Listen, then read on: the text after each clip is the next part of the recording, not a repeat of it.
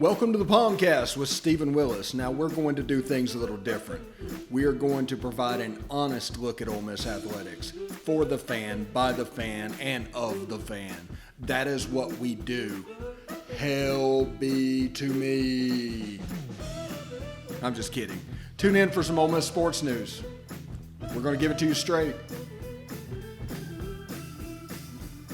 Yeah, right now. The POMcast starts now. It happens now. Holy cow. Listen to me. It's starting. Well, it's going to start right about now. Good morning, good morning, good morning. Ole Miss fans unite.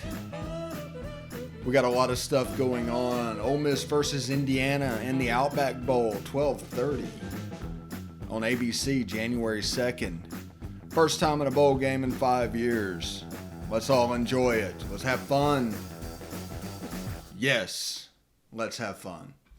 And today, there's not really any Ole Miss news that I want to talk about or anything like that, other than to tell you what's going on with the bowl game a little bit. But the main thing I want to discuss today is the Auburn coaching search.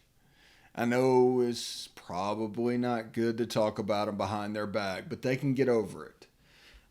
Because what they have done is change for the sake of change and realize the money is not there for step two. So they're putting stipulations, and the idea was to get Kevin Steele on the cheap, but the fan base revolted. That's what the plan was. Fire Gus Malzahn, hire Kevin Steele, and kind of keep on rolling with what you're doing. And all these pie-in-the-sky names just didn't work. Now it's at the point where if you name somebody other than Urban Meyer or Bill Belichick or even Nick Saban, the search was a failure. That's the level we're at this point. It's just a dumpster fire. Bill Clark at UAB turned Auburn down. Do you know how bad your position has to be to A, try and go after Bill Clark, and B, for him to turn you down?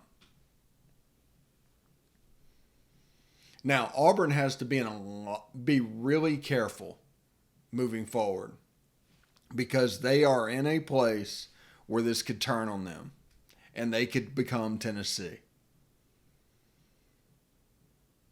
That cautionary tale, but they could become Tennessee. There's only so much oxygen in that state. And Alabama has just sucked up the majority of it for so long that Auburn is beginning to suffocate. Now, sure, there will be little events, little moments, but I'm talking about it as a program, as the status of a program. They've been behind Alabama like 2 tiers since Nick Saban got there. And that is, I mean, it's a heck of accomplishment. It really was. But it's not going to even keep up even with the race. Every year you go, let's say you go 15 feet, but Alabama goes 30. After 10 years, they're 100 feet in front of you, 150 feet. There's no way for you to catch up. And this has been the inevitable result of Nick Saban's continued dynasty dominance in that state. Eventually, Auburn was going to make a mistake. They thought they made a mistake whenever they hired Gene Chizik to follow Tommy Tuberville. And he ended up getting Cam and winning a national title. And it was like, wow. And that was like the introduction to Gus. And then Gus got the job. There's not much in this world more incestuous than Auburn, by the way. Gene Chizik gets the job. He was Tommy Tuberville's defensive coordinator. Whenever he was gone, Gus Malzahn got the job. He was Gene Chizik's offensive coordinator. Gus Malzahn was fired and they were trying to slip Kevin Steele in. Gus Malzahn's defensive coordinator. It's all very incestuous. At this point, I'm expecting Terry Bowden to get the job.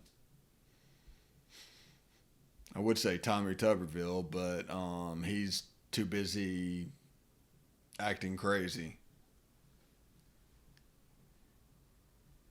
But that's what I expect to happen. I'm just kidding. Tommy Bowden is not going to get that job, or Terry Bowden, is not going to get that job. But Auburn really has to look, because they're getting to the point where even after the revolt, Kevin Steele is the viable candidate because he wants it. Now, it's pretty bad. I mean, there's no Mike Leach like what Mississippi State went through. They can't break glass there. There is no, well, I guess there's no Jeremy Pruitt, but there might be a Jeremy Pruitt out there because he was defensive coordinator at Alabama. And also, don't hire a defensive guy from Alabama. I mean, Will Muschamp, Kirby Smart, Jeremy Pruitt, just don't do it. It's not worth it. You're not getting what is advertised.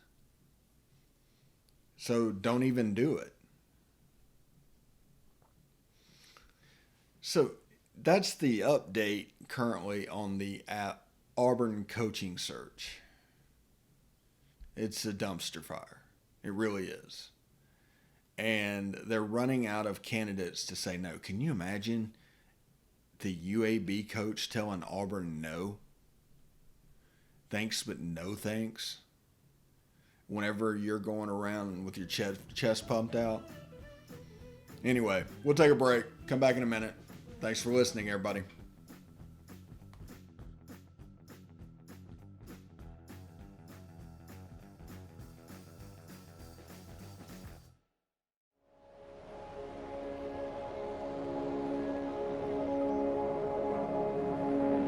Only 10% of us get enough daily exercise.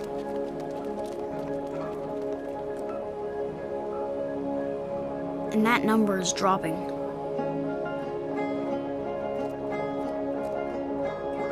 Nearly 30% of us are overweight or obese.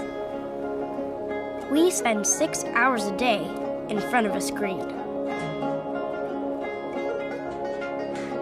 As a result, we now have a shorter life expectancy than our parents.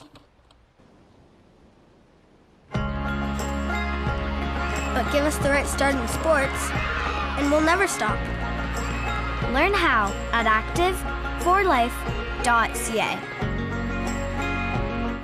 Hey, this is Stephen Willis from Positively Ole Miss. We're almost done with this break. We'll be back with good information quite soon. The military has been in every generation of my family, and so has VA. It wasn't easy for my dad after Vietnam, but VA helped him and my mom get the home they'd always wanted. My grandpa's been coming to VA since World War II. They even helped him lay to rest one of his battle buddies from Normandy. And me, I followed in their footsteps and served with pride. And now that I'm out of the military, the GI Bill's helping me with school. Every generation of my family has served, and VA has served us all.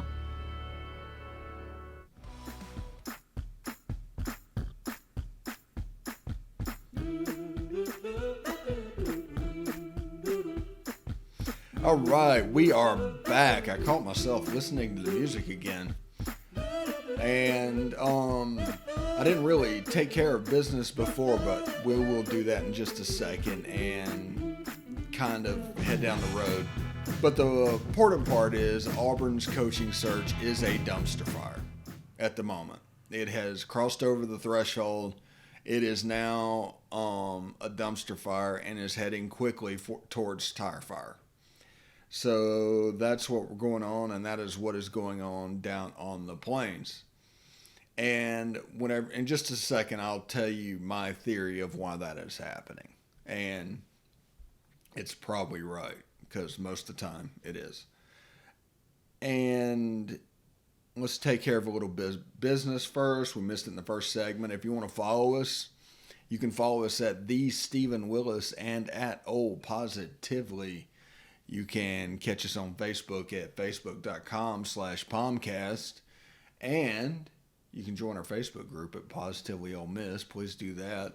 You can catch us on YouTube. Subscribe at Positively Ole Miss. Now, we have a bunch of stuff other than the POMcast on the YouTube page.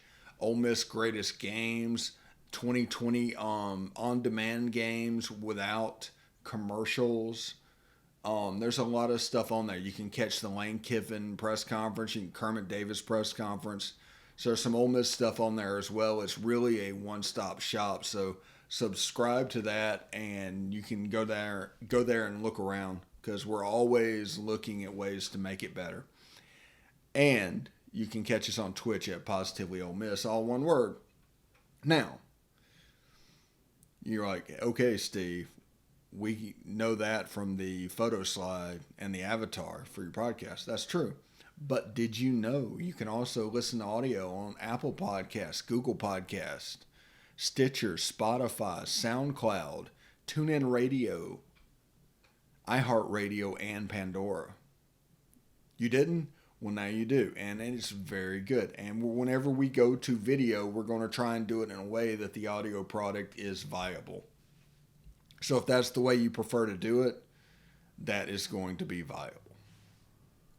So, just a heads up on that. So, thanks for listening, everybody. We have actually pretty much obliterated our November number already. It's December 22nd. We have about a week and a half left, although we're not going to do podcasts next week. But we already increased the number again of people listening to the show. So, thank you very much. We like to have fun. And we like to talk Ole Miss. And, of course, our purpose will always be to grow the fan base and to make it to where following a team is fun again. So much is made of media reports, especially subscribers, team sites with subscriptions. There's certain stories that have to be covered to get everybody pre-angry. So they're prepared to melt down, which will generate subscriptions. If they're upset, they will subscribe. That's what has been found out. That is what team sites are about. It's not necessarily their fault. It's a linear thing. They just got off and it's like, oh man, I've been doing that. So we're trying not to do that. We're trying to tell it like it is. And we're never going to ask you for money, and we're never going to ask you to go to a second location. So thank you very much for listening to the podcast. And just remember that. Keep that in mind whenever you read the stories. Like, this story makes me angry. That doesn't mean this story is actually happening. It's probably a plant to get you primed, because the most valuable thing they can go through is a coaching search, and every one of them want a coaching search. That's just the truth. I worked 10 years at Rivals. I heard more than I could count publishers bragging about doing a coaching search and how they're going to make a ton of money. I heard that for a decade.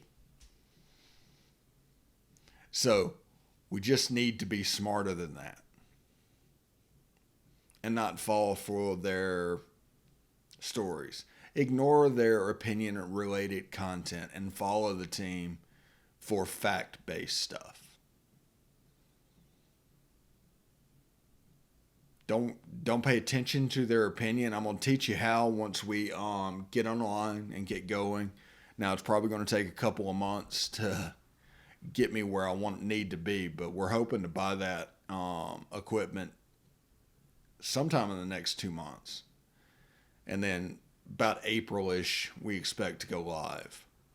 So it might be a situation where the actual audio podcast, like now, is being done on the new equipment, but it's just me practicing to get ready to go to what needs to happen. So that is that, a little bit of house cleaning. Thank you for sticking around. We're talking about the Auburn coaching search, and this is where it is gone wrong. And thank goodness our coaching search already hired, because the potential for it to go down this exact same road really exists. So thank goodness for Lane Kiffin. Thank goodness this is all over. Thank goodness we made a good hire. But in this age of COVID, I remember back in, the summer, that you heard from media that there would be no firings this year because everybody doesn't have money. And you know what? That was probably true, but it didn't take into account one thing, and that is the political climate of the country. Now, what does that mean? Half the people are very much being careful about COVID and handling things, and half of people are trying like hell and are pretending to be business as usual. So what you have at Auburn is a group of boosters that are in COVID denial. Now, this isn't about COVID. This is just about reality and why they went down this road. They so want this to be business as usual that they raised the money amongst themselves and fired Gus, thinking they were going to get to go through a coaching search and do the fun stuff, kind of wake up with something new. Well, after the buyout was done and the boosters running the show, because there's no doubt in Auburn there's boosters running the show at the moment, they realize that there's no more money, which was the point of this whole COVID thing of not firing coaches in the beginning. There was not money. There just wasn't. Now, who can you get? Well, you can go offer Sean Payton $500,000. Now, I know Auburn's all probably offering more than that, but you know what I'm saying. To Sean Payton, $500,000, he's not going to take it. Because this is the thing you have to remember. There's 2 buyouts that have to be paid. You got the one for Gus, that's $21 million, and that is $11 million due within 30 days. That was a great contract by Gus. Congratulations on that. But there's another buyout. The buyout at Ole Miss for Lane Kiffin, and let's just say they wanted to make a move, is north of $10 million. So that would have to be paid first, on top of whatever you're planning to pay the coach and whatever staff improvements are necessary. We're talking a $35 million, let's see, $21 million, $10 million, $5 million for the coach. So that's 36. We'll add another couple million for staff and things. It's a $40 to $45 million decision. This is why people said that nobody is going to fire their coach. And this has gone on elsewhere. South Carolina fired their coach. They went on the cheap. They got Shane Beamer. They didn't have to pay the second buyout to that level. Vandy got Clark Lea, didn't have to pay the second buyout. It's all about saving money.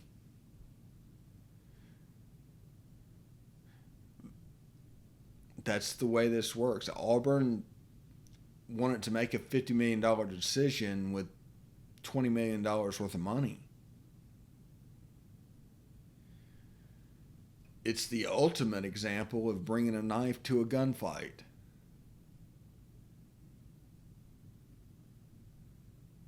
And you just expect it, the boat to fill up because you're Auburn, because you're making an emotional decision on something like that. You got tired of having the same guy. Gus went 6-4 and he's in the Citrus Bowl. But because you wanted to have change for change's sakes, here we are. And now your search is just a dumpster fire. It's welcome to the laughing stock of the SEC. I mean, that's just the facts. We're at the point of break glass. Now, I don't know who the break glass candidate is at Auburn. I don't know if you can afford him. I think a lot of the norms are pretty much gone. And now you're just kind of stuck. All right, we're going to take a break. Come back in a minute. POMcast, Stephen Willis.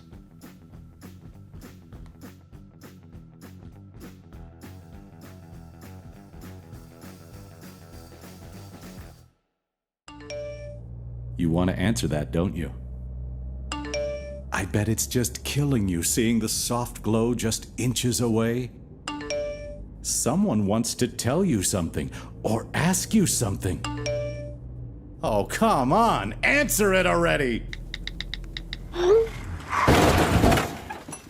Just so we're clear, that wasn't my fault. Next time, ignore your inner voice. Don't text and drive. A message from Florida's trusted choice independent insurance agents. Hey, this is Stephen Willis. I just want you to stick around a little longer. We're going to get back to the podcast right after these messages. Tonight, nearly 40,000 veterans across the country are homeless. These men and women have pledged to serve our nation, and now we must serve them. Landlords across the country have helped make significant progress in reducing veteran homelessness by making housing available, but there is more that we can do to bring our veterans home. Visit www.va.gov/homeless to see how you can get involved. And if you are a veteran and you are experiencing homelessness, please call 877-4AID-VET. Thank you.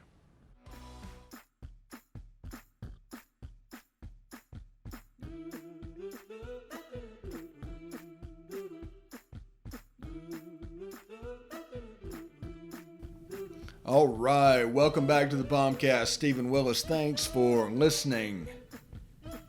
Right here on the Positively Ole Miss Network. It's pretty fantastic. We're having a good time.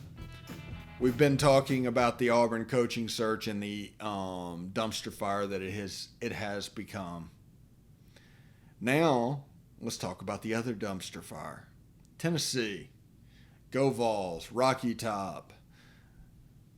Nothing sucks like a big orange. I'm just kidding about all that stuff. But this is kind of what's going on at Tennessee. And I'll tell you what I think is actually going on at Tennessee. So, there is an NCAA investigation that last week, like Eric Gray and a few other, and Brian Maurer didn't play. And people are assuming it is due to that NCAA investigation. Now, at the same time, they went 3-7 and got the Liberty Bowl. They were going to play West Virginia at 3-7. So that was the original plan. Now, yesterday, they had to cancel it because of COVID issues. I think they probably have to cancel that due to the scope of the NCAA and they're using COVID issues. Because this is why I think this is happening. We talked about the dumpster fire at Auburn. Well, there's a dumpster fire at Tennessee too, and it's been going on for a while now, since Butch Jones got let go. And you just, what's the word I'm looking for? Tennessee wants to get rid of Jeremy Pruitt, but the money is not there. Just like at Auburn. They're trying to save money, and by doing that, you can either save on the first buyout or the second buyout. Well, Tennessee is trying to save on the first buyout. They're trying to fire Jeremy Pruitt with cause. That's what it looks like. And doing so, you have money to pay the buyout for the coach to come in. It's a smart plan, but it is going to drive Tennessee through the mud for about a year to get its point. Because I think Jeremy Pruitt is going to be back next year. I think next year will be the end game. But this will set up for a with cause dismissal potentially. And I think that is behind the Liberty Bowl stunt. But good for Army getting that spot and playing West Virginia, because they were left out of a bowl game. They were kind of the only one that was left out of the bowl game. And you have teams like 2-8 South Carolina, 3-7 Mississippi State, 3-7 Tennessee taking up bowl slots, basically just because of the conference they are affiliated with. This is actually also, by the way, the second time in their 11 bowl streak, Mississippi State has lost 7 games. So that's about every 3 years, every 4 years is a 7-loss season that didn't even have a winning record. So, if anything, they should be getting used to it.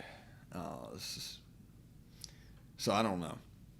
But the main thing to take away from today's show, and I know it's a little bit different, it wasn't Positively Ole Miss.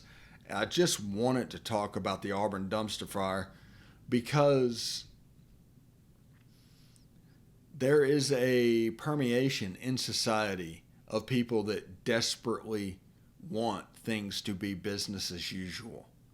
And they are willing to put up their own money and act like business as usual. But it is not business as usual. And if you are not careful, that will jump up and bite you. And if you spend $21 million in a COVID year to have somebody not coach, you've got problems. And that's what they're going through now. The first step of those problems. Now, it might be a good hire. It could be a good hire. And he saves Auburn. But the potential is there for a disaster hire. See Ole Miss and David Cutcliffe. See Mississippi State and Jackie Sherrill.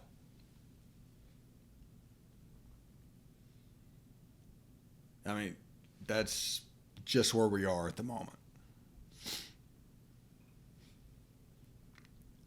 But we're going to get through this, and Auburn is going to, I assume, have a head coach in 2021. And we're going to see if he can do it. Now, the best part about this, and this is the reason this has the potential for a disaster that random football fans don't see. What if they hire a pro-style guy with spread stuff? The system change. That's what bit Arkansas. Brett Bielema to the spread. It was going to take 3 or 4 years just for the transition. That's It's all about personnel. You have to understand the systems. All right. I'll see you tomorrow. Stephen Willis, hotty toddy.